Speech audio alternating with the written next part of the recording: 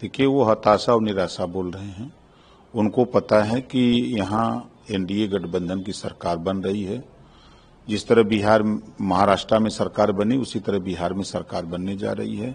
ये जो वोट की चोरी की बात करते हैं, तो जब ये चुनाव जीतते हैं तब वहाँ चोरी नहीं होती है, जब हारते हैं तो चोरी होती है। सर, कांग्रेस अध्यक्ष मल्लिकार्जुन खड़गे कह रहे हैं कि ट्रंप ने 16 बार जो है ये बोला कि भारत और पाकिस्तान का युद्ध उन्होंने समाप्त किया, लेकिन उसमें प्रधानमंत्री नरेंद्र मोदी इस पर खामोश है, इस पर कोई जवाब नहीं दे रहे हैं। अब खड़गे जी को हम क्या कहें? वो 100 बार बोले तो उन्हीं के पीछे भारत के प्रधानमंत्री लगे रहे, उनके बयान पर ही बोलते रहे, और काम नहीं है।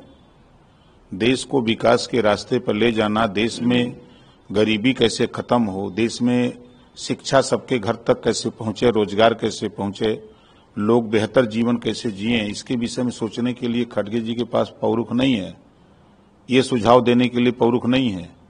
जब सरकार उनकी थी कांग्रेस की और आज की सरकार में तुलना कर लें, शिक्षा का स्तर कितना बढ़ा है, ये ज्ञान नहीं है।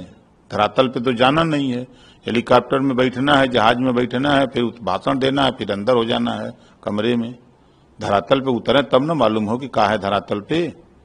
आज भी अभी शिक्षा ऐसे परिवार के लोग हैं जहां अभी बड़ी माली हालत खराब है। आप चले जाइए बुंदेलखंड के इलाके में, जाइए सोनभद्र में, आप जाइए चित्रकूट में, जाके देखिए तब न समझ में आएगा।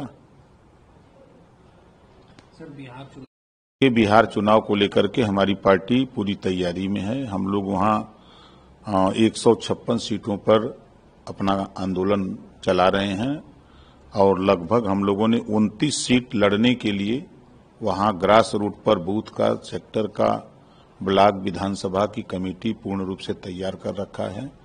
अब एनडीए गठबंधन से हम लोग बैठक जल्द ही होने वाली है, जो सीटें उसमें से मिलेगी, मिलकर के हम लोग लड़ेंगे।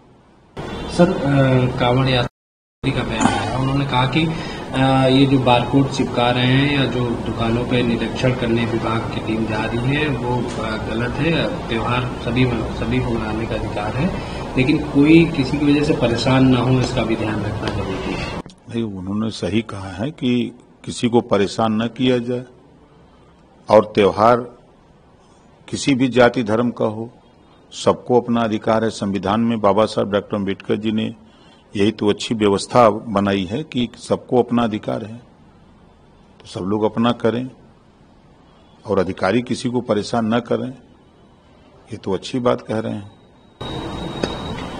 सर, वाराणसी की घटना को लेकर अरविंद राजभर जी ने डीजीपी से मुलाकात की है, अभी क्या कुछ घटना थी और आगे क्या कुछ कार्रवाई हुई है? देखिए, दुखद घटना है और घटना के बाद जब संज्ञान में बात आई तो वहां का इंस्पेक्टर हीला हवाली कर रहा था, थाना चौबेपुर वाराणसी का। जब हमने कमिश्नर से बात की, फिर एसपी से बात की, फिर यहां प्रमुख सचिव गृह संजय प्रसाद से बात की, तो एफआईआर दर्ज हुआ।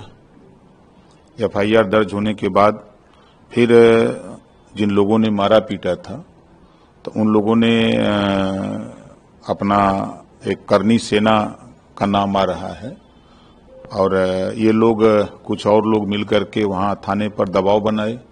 दबाव में आकर के फिर एफआईआर दूसरी लाज हो गई।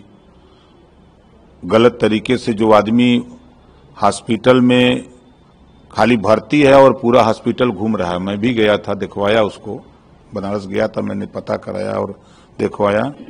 खाली बस कि मेडिकल बनवाने के लिए वो आदमी हॉस्पिटल में है और बैठ करके दुकान पर चाय पी रहा है, ये स्थिति है। तो इस तरह का हुआ। उसके बाद परसों नरसों जब वहाँ लोगों को ये हुआ, उसमें जैसे में जो ट्रॉमा सेंटर में भर्ती हैं, वहाँ के डायरेक्टर से बात हुई, सीएमएस से बात हुई, मैंने माननीय ब्रजेश पाठक जी से फोन कराया, वहाँ मैं खुद बात किया और इलाज की समुचित व्यवस्था कराई गई।